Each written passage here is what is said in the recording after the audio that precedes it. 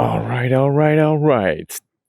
This is the fifth vlog, the fifth journal that I'm creating, and it is going to be the third one on the subject of gratitude. Now, very, very important because I have already mentioned that gratitude cannot be understated and its importance can never be downplayed.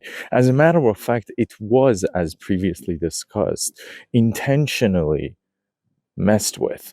And I don't wish to get into that more. The link to that would be above if you missed it. But if you have already listened to it and you're with us up to date, in this episode, I wish to share and journal my strategies because I'll be damned if I didn't share those as a paradigm architect. Now, let's just get on with it. There are 5 things that I really wanted to shine some light on because these 5 are telling us from the perspective of modern science why gratitude is so important. So, number 1, it is the activation of the ventral striatum. Now, if like myself, you didn't know what that is, this is an area of the brain which is associated with reward and pleasure, which is really activated when we experience gratitude, the happy thoughts, and that's really the part that sparks. And then it also releases dopamine. So this neurotransmitter is obviously associated with feelings of happiness, and it's released again when we experience gratitude. The third thing is increased activity in the medial prefrontal cortex. So this area of the brain is associated with emotions, with social cognition, and increased activity in this region has been linked to feelings of gratitude. Surprise, surprise. The fourth thing, increased production in serotonin. Now, serotonin is another neurotransmitter which is associated with regulating mood and is involved in regulation of stress response. So, increased levels of serotonin are again associated with feelings of well-being and happiness, and again a spike in them in times of gratitude as a state of being. And last but of course not the least, we have the release of oxytocin. Now this hormone is referred to as the love hormone and is associated with feelings of connection and trust.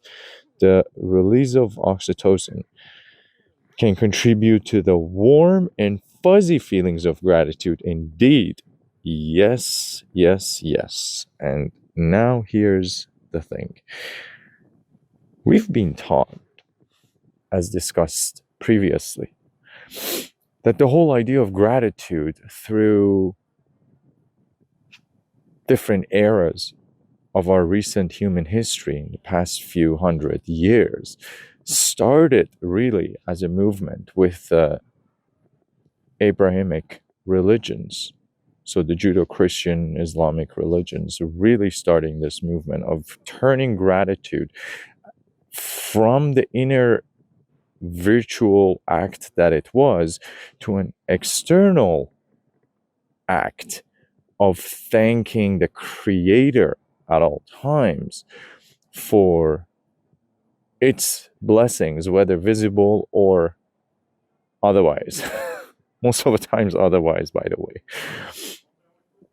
And so the thing is, the definition has been shifted, and now in the modern consumerism era, we have this glamorization almost of individualisticness and nationalism and being a patriot and just going like from global, going like more tribal.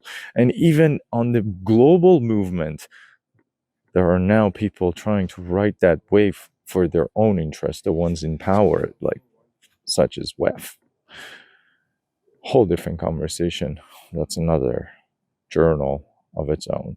But the 5 things that do actually constitute gratitude and do invoke those beautiful things within our physical and physiological body that we just discussed, one of them is the practice of literally gratitude before a meal. Now, again, you don't need to think about this in terms of religion. If you are a religious person, yes, by all means, if this makes you happy, just go on and do that. But the whole point of gratitude means that you don't want to just repeat a verse on repeat just so you add a new pattern to your previous patterns, and now you just feel like you're getting something done, so therefore you don't feel guilty about, the big guy, and you just bought some sort of insurance just in case there is a hell or heaven, you don't go to hell. Okay, all of those are stories. We're not going to get into that. That's some conclusions that I have through the years and years of my personal own experience and research in my hallucination come to.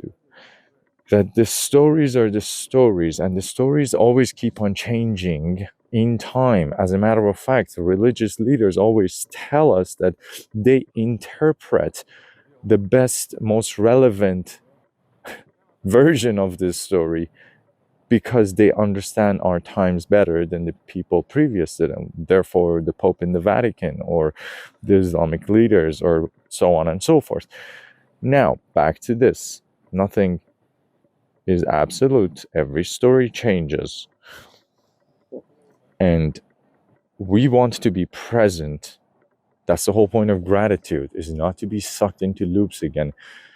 And what if before we ate the meal, we actually literally closed our eyes and just thanked the food that is about to go inside our body, be processed, turned into energy, used ingredients, nutrients, enzymes, proteins, everything, the vitamins, every essential thing that we need to survive is coming from these food. How about we just thank them? Because, they were alive. And now they're just becoming a part of your physical body. Because, our physical body is like a food body. You know that, right? Like, our body grows, like when we were born, like we're little, we just grow through eating like every other animal. And if we don't have food, we die. So the food actually becomes the body. So this is not crazy to just ask your food to like be good to your body. Please, like, that's, I need strength, I need healing, and I appreciate you. Okay, this may sound silly, but just do it enough and it becomes, when you're present with it and you actually get with it and actually thank the food that you're about to eat, you start to feel like your food is literally treating your body a lot better.